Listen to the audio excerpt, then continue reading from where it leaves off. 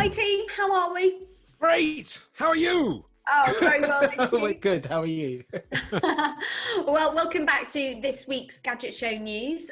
Otis, I believe you're going to go first. What have you got for us? Yes, in the last couple of days, we have had a first look at the Xbox Series X games that will be available from launch, we hope, later on this year. And they showed 13 different titles, including Madden 21, which is an NFL-based game. There's a new Assassin's Creed Valhalla, Dirt 5, Bright Memory Infinite, and something that looked like it was based on Alien. They'll be optimized for all the different versions of the Xbox or PC via Microsoft that are currently available. But I dare say the very, very best version of the games, I'm talking 8K resolution, optimum streaming, etc., will be reserved for the Series X. Be a good way of comparing the two, actually. We could get them side by side and see how much better it is. Yeah, I don't think you'd need a keen eye to be able to tell the difference, to be honest. John, what news story do you have for us? Well, my news is that government has brought forward its trial of e-scooters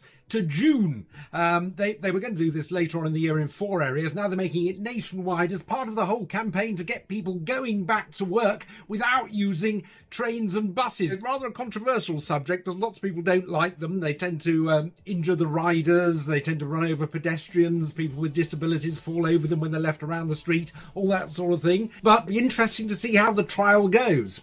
Absolutely. Well, I actually explored this when I was over in California last year for the Gadget Show, and all those points you raised, it was a real issue, but they're incredibly efficient from getting you from A to B, and they're really flexible. So, as you said, it'll be interesting to see how these trials actually will play out. Georgie, what have you come up with?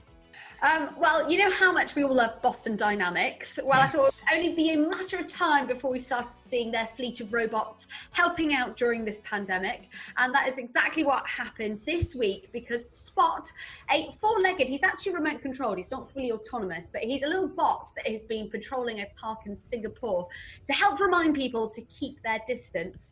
Not only is he broadcasting these little helpful reminders to any park dwellers, he's also fitted with cameras which are estimating how many people are in the park. What do you guys think? Would you mind being told what to do by a robot? Would you listen? But of course, where people can't be present to do that because of social distancing, then I'm afraid robots are going to have to take over and do the job for us. In the footage I saw, it didn't seem to be doing much in the way of actual real measuring, did it? It seemed to be just being a bit bossy.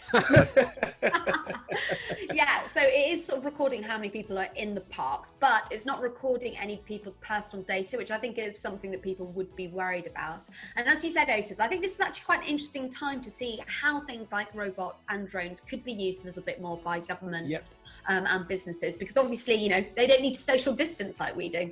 No, not at all. Well, thanks so much, guys. Always a pleasure chatting, even if it has to be over Zoom. Yes, delight to see you too. Take care, guys. Yes. See you next week. Bye-bye.